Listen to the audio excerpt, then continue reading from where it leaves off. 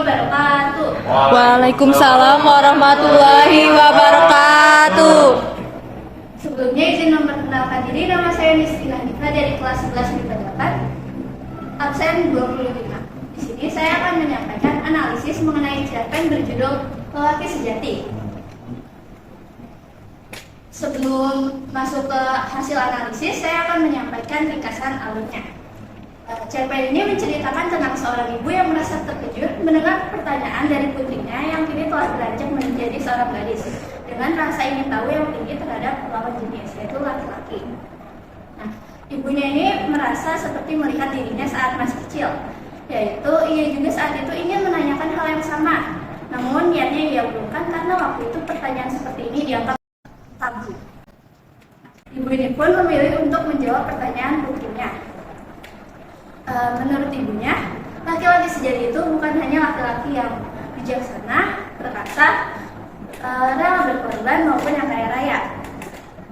Tetapi laki-laki sejati itu ialah laki-laki yang melihat apa yang pantas dilihat, mendengar apa yang pantas didengar, berpikir apa yang pantas dipikir, berbicara apa yang pantas dibicarakan, berlaku apa yang pantas berlaku, dan hidup selayaknya yang dijadikan hidup. Lalu anak perempuan ini pun bertanya di mana ia dapat menemukan laki-laki seperti itu. Ibunya menjawab, ia tidak akan menemukan laki-laki seperti itu karena yang ada laki-laki hanyalah laki-laki yang suka berbohong, layaknya seorang aktor. Maaf sebelumnya, layaknya seorang aktor. Dan juga laki-laki yang kerap kali bersikap kasar terhadap perempuan. Lalu gadis ini pun merasa kecewa. Gadis ini pun merasa kecewa dan putus asa. Dia tidak ingin menikah dengan laki-laki manapun. Tapi justru ibunya malah mendorong dia untuk mencari laki-laki di luar sana. Menurut ibunya, dengan rasa saling mencintai, laki-laki akan berubah menjadi laki-laki yang sejati. Masuk ke unsur linguistik. Ada tema yang diambil adalah di bawah kata, di mana sang anak merasa penasaran tentang apa yang dimaksud dengan laki-laki sejati. Lalu awalnya adalah alur maju, di mana ibu menceritakan dari awal tentang sampai akhir tentang laki-laki sejati. Lalu latarnya adalah di rumah di suatu kamar pada sore hari dengan suasana yang menegangkan karena sang anak dibuat penasaran kan sosok ibu. Lalu untuk tokoh dan perantaranya ada dua, yaitu ibu yang berwatak bijaksana, penyabar, dan juga keibuan. Lalu yang kedua adalah sang anak yang berwatak tidak sabaran, rasa ingin tahunya tinggi dan mudah putus asa. Lalu ada sudut pandang. Sudut pandang yang diambil adalah sudut pandang orang ketiga yang sebenarnya bagaimana penulis menceritakan cerita cerpen ini sebagai ibu dan anak.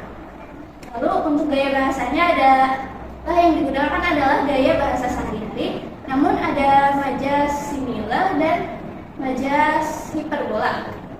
Lalu untuk amanatnya adalah kita tidak bisa menemukan laki-laki sejati jika seorang perempuan tidak ada niatan untuk mengubah laki-laki menjadi laki-laki sejati. Lalu jangan menantikan seorang pasangan yang sempurna karena sejatinya di dunia ini tidak ada yang sempurna.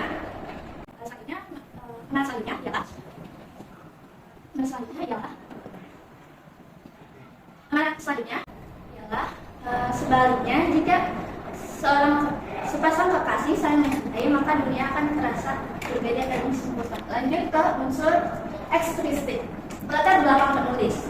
I Gusti Nugraha Putuwijaya merupakan seorang penulis yang lahir pada tanggal 11 April 1944 di Bali.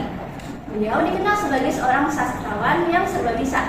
Dia pernah menulis naskah drama, cerpen, esai, novel, skenario film, dan sinetron. Ia mendapat beberapa penghargaan, yaitu diantaranya adalah 2 kali pemenang cerpen Femina dan juga dikenal sebagai penulis skenario terbaik pada Festival Film Indonesia tahun 1980, 1985, dan 1992.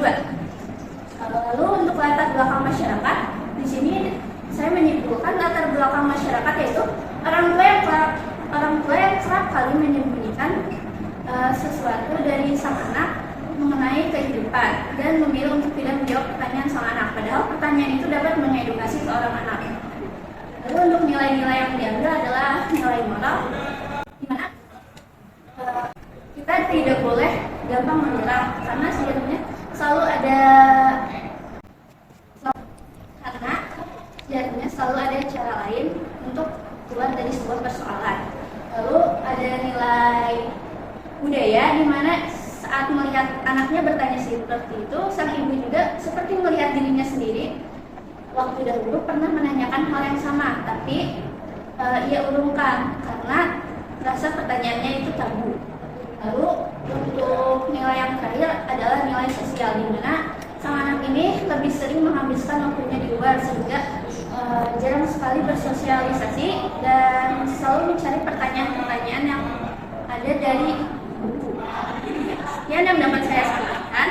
Semoga dapat bermanfaat bagi kita semua. Mohon maaf apabila ada kekurangan. Wassalamualaikum warahmatullahi wabarakatuh. Waalaikumsalam warahmatullahi wabarakatuh.